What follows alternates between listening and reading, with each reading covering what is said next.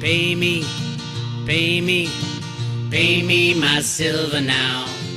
Pay me or go to jail. Pay me my silver Hey guys, now. Bix Weir, roadrunner.com. It is Labor Day, and the U.S. markets are closed, but there was quite a bit of news over the weekend. Fake news for silver. More fake news last week for silver.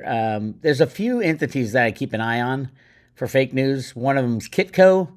The other is the entire solar industry, the Silver Institute. I'll get to that in a second, but right now, where are we? We're in the same place we've been in for the past, I don't know, since July 25th. They are playing with the 200 and 100-day moving averages. They're trying to get it under the 200-day moving average, which is constantly climbing at $26.50. Will they get there? They'll only go there if they think they're going to be able to close out shorts when they dive below it. This is the commercial banks. That's how they make money. And it could be a calamity. Obviously, we have, 60 days or so until the election. I think a calamity is in the cards between now and then. Could be a nuclear exchange. A calamity meaning a big deal. Could be a solar flare. Could be China invades Taiwan. Could be silver runs to the moon. It could be anything. I think the last thing that will happen will be silver running to the moon, because that would destroy the banking cabal. JP Morgan's currently sitting with $44 trillion in derivatives, which is ridiculous. There's basically four banks: JP Morgan, Goldman Sachs, Citibank, and I believe Bank of America. Citibank, Goldman, JP Morgan, something like that. Which they have, I think it's 87% of all derivatives are with those four banks. So any of those banks go down and everything's gone. And that's why they keep propping them up. But JP Morgan actually increased their derivative book by a substantial amount this last year just to keep things under control. If you didn't know, JP Morgan is run by a guy named Jamie Dimon, part of Jeffrey Epstein's crowd, and bad news. Beyond bad news. All right, but here's what I want to talk about. First of all, we'll go to BNEF. This is the Bloomberg Energy Group. I've been screaming it for a while that they're the closest thing in solar to coming close to the right answers, but they get it wrong too. The worst is the people in silver who try to analyze the solar market and the official numbers, and I'll get to that in a second. But BNEF expects 292 gigawatts. This is their, I think their September, the third quarter outlook. 592 gigawatts is a huge jump over, 33% or something from last year. And given that there is no thrifting going on, as a matter of fact, they're adding a lot more silver to every panel. And I'd be glad to teach people this. If they have half a brain, look up my old stuff. But half a brain doesn't compare to fake news. But anyway, the interesting thing about this is the last quarter, for the first quarter, the outlook was right here, 520 gigawatts. So they went from 520, now they're expecting 592. My take has always been 6 to 650 of gigawatts DC of solar PV installed around the world. And that'll put us well over, probably close to 500 million ounces of silver used, which is just ridiculously massive amount. That's why everybody's freaking out. That's why Janet Yellen had to fly to China and say, stop making electric cars, stop making solar panels. And China said, screw you, get out of my face. So, yeah, I do think that the 592 will grow by the end of the year. The second half is always a bigger year for installations. And that's the thing about figuring out, okay, how much silver is used. The Metals Focus and the Silver Institute, they don't care about this because they know their numbers are so wrong. If they brought this into the equation, they'd say, oh shit, our numbers are way off. And that's what I was screaming about last year. So I'll keep screaming. Great news for if you're a silver investor. Solar panels are going through the roof. Will they start recycling them? Yeah, probably at $1,000 silver, you start seeing panels being pulled off roofs and stuff like that. So yeah, and we will get there. By the way, yeah, I know it's a tough slug up there. We're just trying to get over $30. Why are you talking about $1,000, Bix? Because the minute the manipulation ends on the comics is the minute that silver goes to $1,000. 600 first stop. As you guys know, I've had this up on my site for a long time. I go all last year. I was doing everything I could to show the people who run Metals Focus and the Silver Institute, show them how wrong they are. They even admitted it, and they even changed every single number in red here was changed from the prior year's historical numbers, which is insane. And the reason I'm bringing this all up again for the 9 millionth time is there was an interview posted on Kitco with Mike Dorenzo. That's the head of the Silver Institute, and this guy Matt Watson, who I've talked about before with Green Rush. So this is Kitco. These are supposedly the experts. Before this was the interview I was talking about. This came out 5 months ago, right before the release of the Silver Institute's numbers, the 2024 Silver Survey. And this Mike Watson says, "Oh, I've been in the solar industry. I know what's going on in solar. We've hit peak silver and peak solar. It's just not going to happen. And they're thrifting it all out." And he's talking to this guy whose name is Philip Baker. He's the CEO of Hecla, but he's also the chairman of the board for the Silver Institute. So the chairman of the board for the silver, and they do talk about 300 million ounce silver. And if you guys don't remember, the number that the Silver Institute came out with, basically their lie number, was 193 million. So 2 weeks before, the chairman of the Silver Institute was saying it's 300. And I was screaming, it's well over 300, but 300 would be the minimum. So let's just listen to that first. Check this out. We know in the background, for those of you who don't know. First of all, this guy, Matt Watson, holds himself out as an expert in silver solar. It's just so ridiculous what he says. He's like, oh, they're thrifting out 5%. You don't thrift out. They don't need to thrift out anything. As a matter of fact, they're adding massive amounts of silver, and Phillips Baker knows it. Listen to this.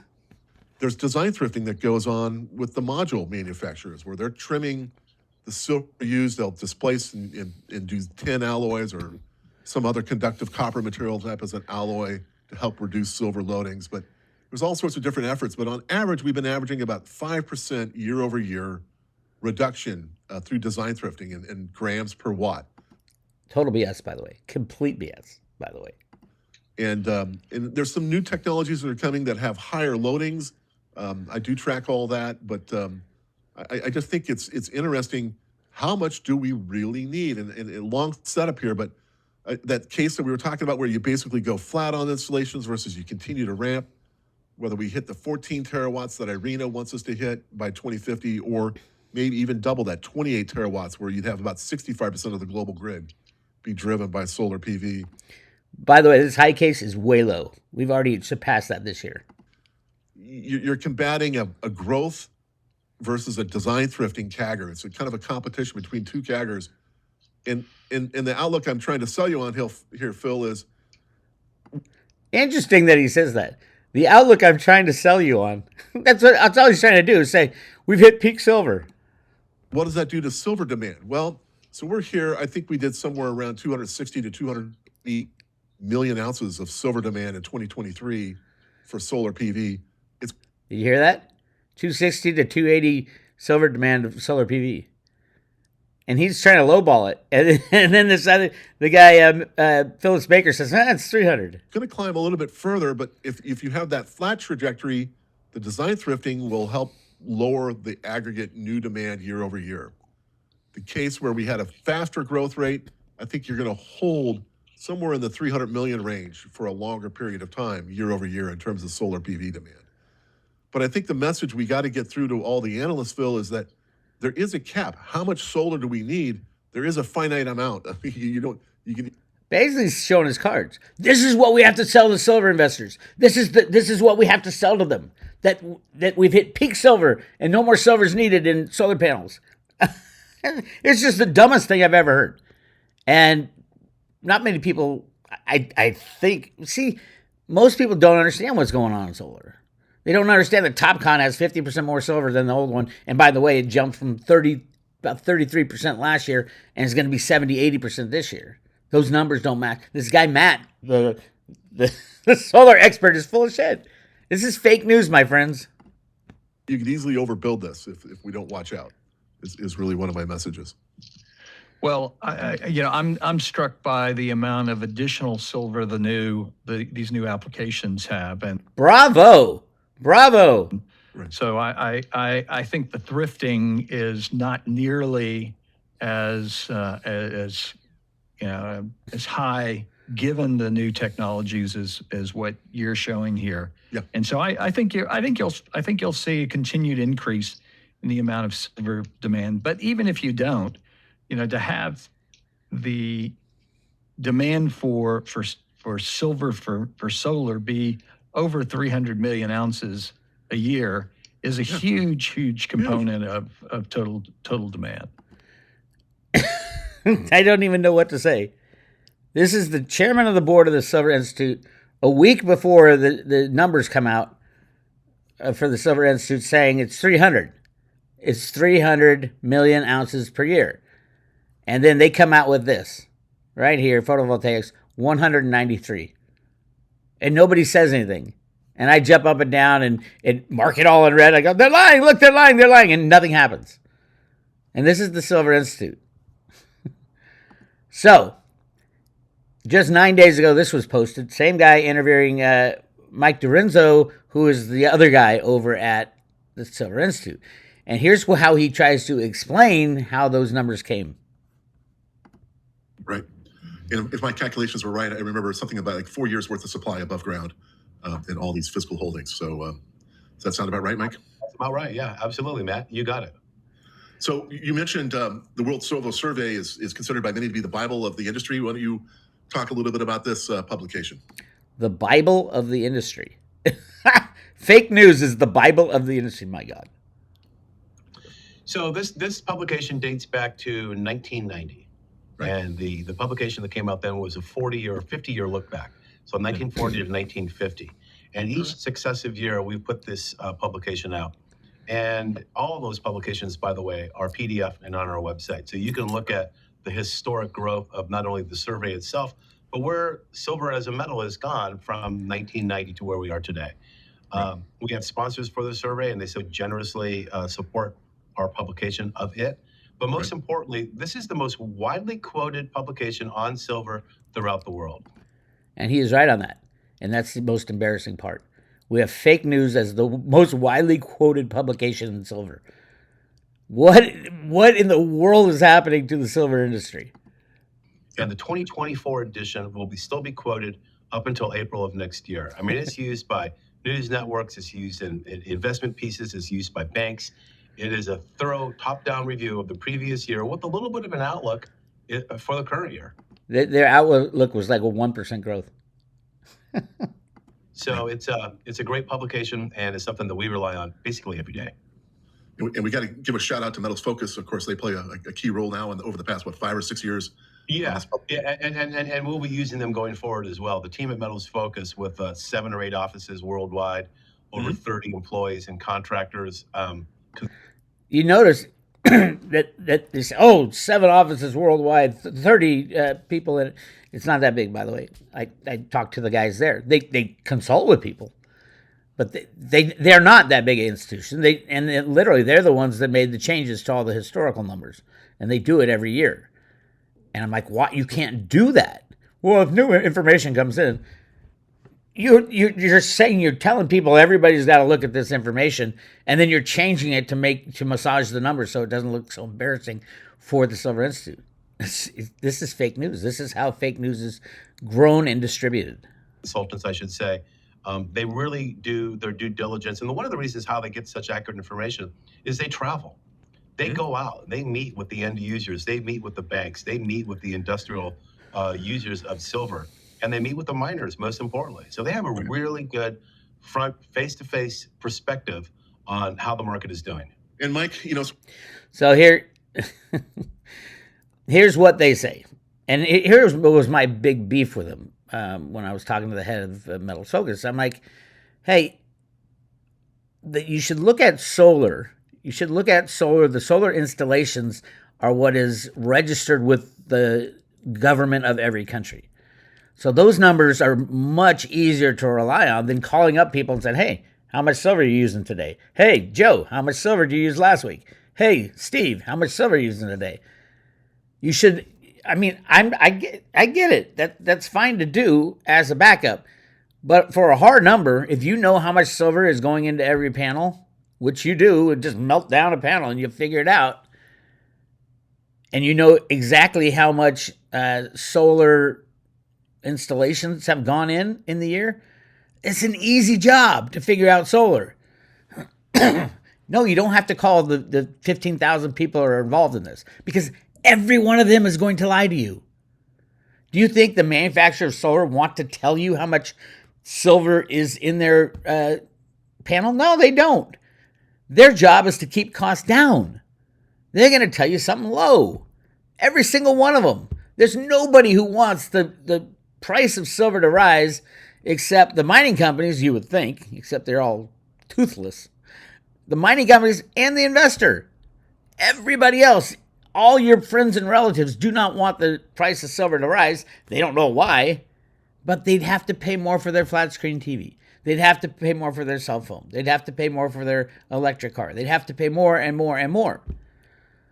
So you and I, the investors, are pretty much, besides the mining companies, I've talked many times about that, but investors in mining companies and investors in silver are the only people on the planet that want the price of silver to go up. The Silver Institute was instituted, what was given any credibility to put fake news out to hide what's really going on in silver. And they say it over and over again. And it is shocking that these numbers will be quoted all year till the next fake one comes out. Now we got BNEF saying solar will at least grow 33%. So 33% on top of where I was, even them, 33%. They're going to have to add to 193. They're going to have to add it'd be about 250 million ounces. Just going up the 33%. But it's not. The 33% should be off of at least 387 million ounces, which is over 500 million ounces of silver for next year. I think it might be more than that, but that's all right. China's buying it all anyway, and India. This is so fake news, and silver has destroyed any chance of anybody knowing what to do about silver until the day comes when there's no silver left, unobtainium, and they'll be scratching their heads, and Kamala will say, we have to freeze silver. We have to freeze the price of silver so that nobody. It's just so ridiculous. And infuriating that they get away with this fake news bullshit in silver.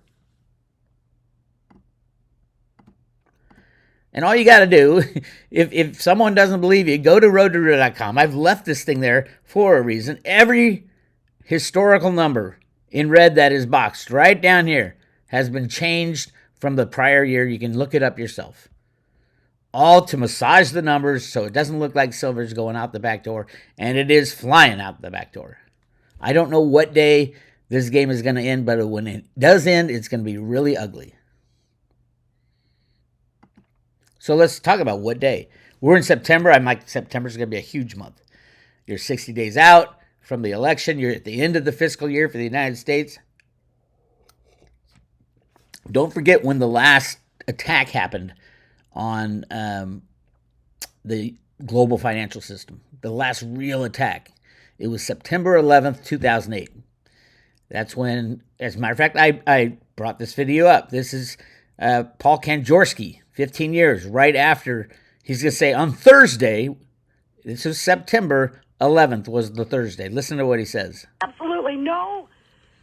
let me. Nobody is accounting for what they're spending. You got people and families out here in the United States that are struggling. I just paid $600 worth of utility bills in 1 week.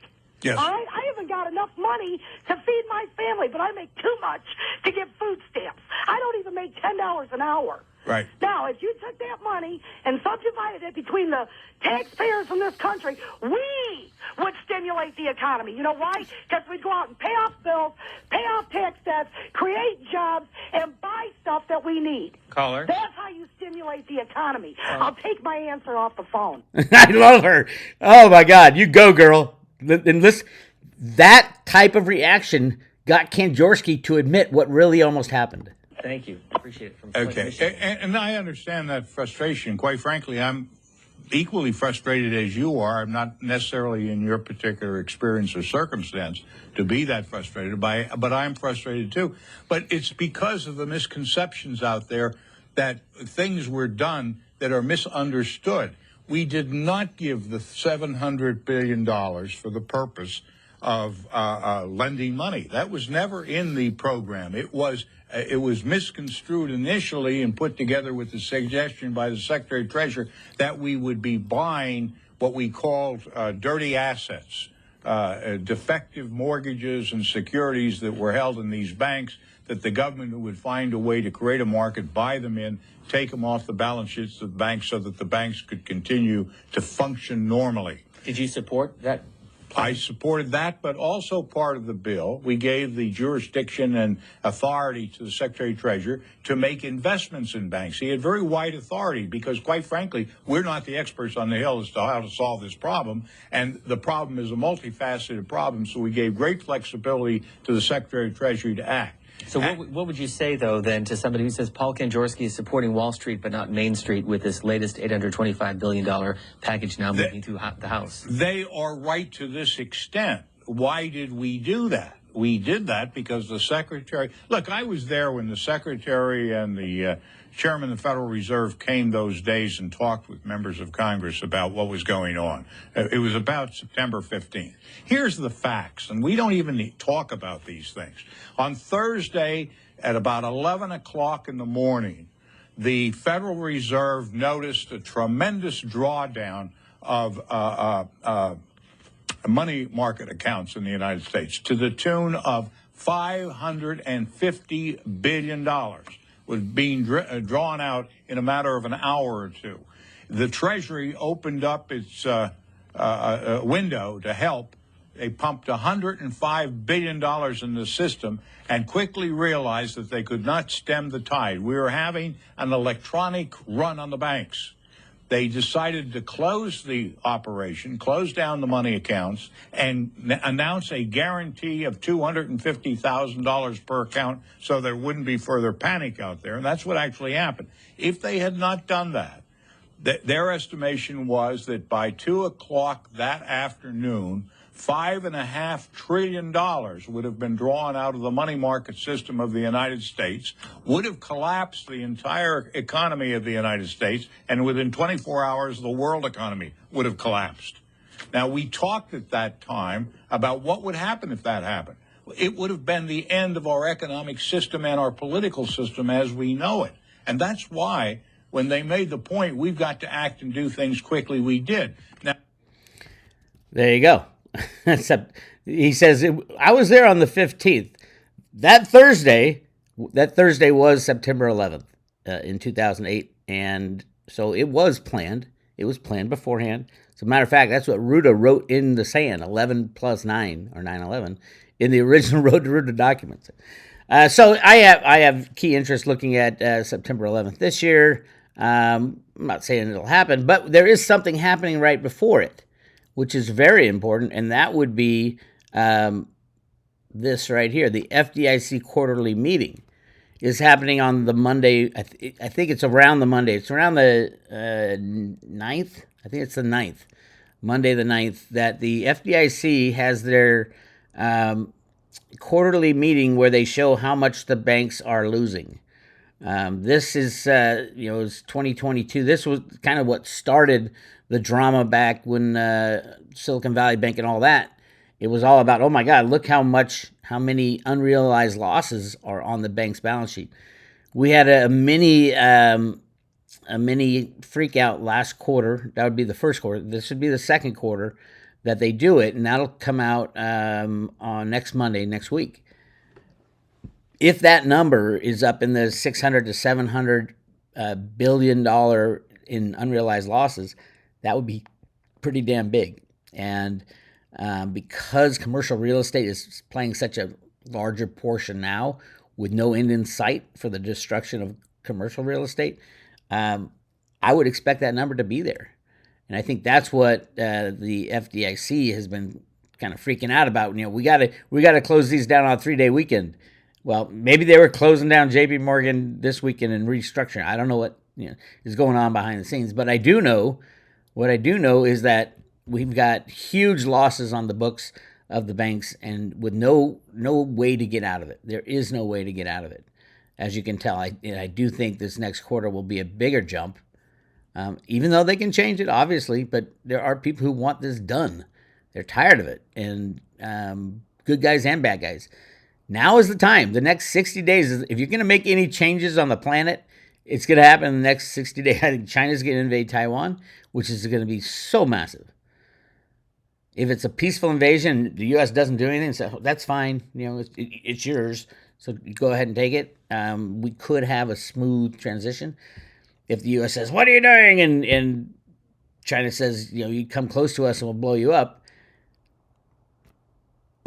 exports of semiconductors go away, type of thing. We've been there before during COVID. You couldn't. I ordered a truck. I bought a truck, a Ford F-150. And I waited 2 years to get it because they couldn't get the chips. Especially if you blow up those plants, there are contingency plans, but I wouldn't put it past the bad guys on their way out the door to set off bombs in these commercial or in the semiconductor plants in Taiwan, which would be so devastating to the planet. It'll put us back 10 years. But hey, it's kind of last licks type of thing. We will see. We will see what happens. Again, the Fed is meeting next week or the week after, September 17th and 18th. They will lower interest rates supposedly. Oh, the stock market is doing so well. It's all a joke because the reason the stock market is doing so well is because they buy the stocks. The Exchange Stabilization Fund is the one buying. Every time it starts to go down, they're going to buy it up. So we'll see what happens. This article today, China warns Japan of retaliation for possible new chip curbs. Chips are everything. I couldn't stress it more. I've read a couple books lately on this stuff. If you can't make the semiconductor chips, you can't have cars, you can't have phones, you can't function in the high-tech world we live in today. Everybody's scrambling to make their own, set up their own facilities, but they're really hard to do. That's why most of them are focused in the same place in Taiwan. There are other places the U.S. is trying. I think it said it'd be about 10 years before the U.S., since they've already started trying to make our own, within our own country, chip manufacturing plants. They said it's going to take 10 years just to be self-sufficient, which is crazy. But that's where we are. Also, where is it? There was one more thing I wanted to talk about. I don't remember what it was. Theta is going to have, and Theta Fuel. Truthfully, these days I'm like, Theta Fuel is massively undervalued. It's kind of like the gold to silver thing. I mean, I love Theta, but Theta Fuel, the amount people will be staking, remember, on September 25th, I think it is when the Theta Edge node can be downloaded on all Android phones. 4 billion? I think there's 4 billion Android devices, and it's a software. Theta is a software. It's a software program that allows you to share your broadband, share your processing speed, share your storage capacity on your device, on your TV, on your phone.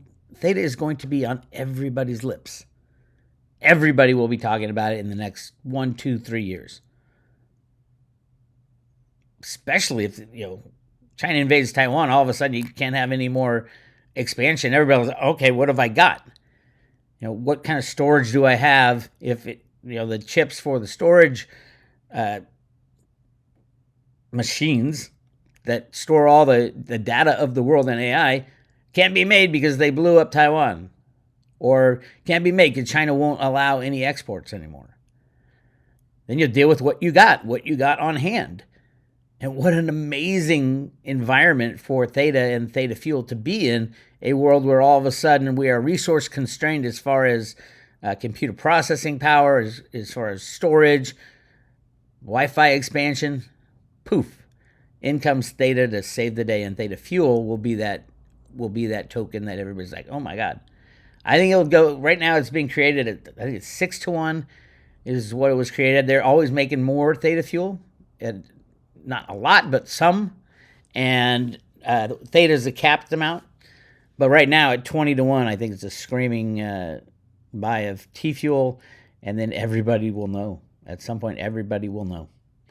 And when everybody knows, that's when, and if it ever gets onto Binance, good night. It's all been done for a reason, behind the scenes. You're not allowed to know. So very conservative. They did not ICO, which is key.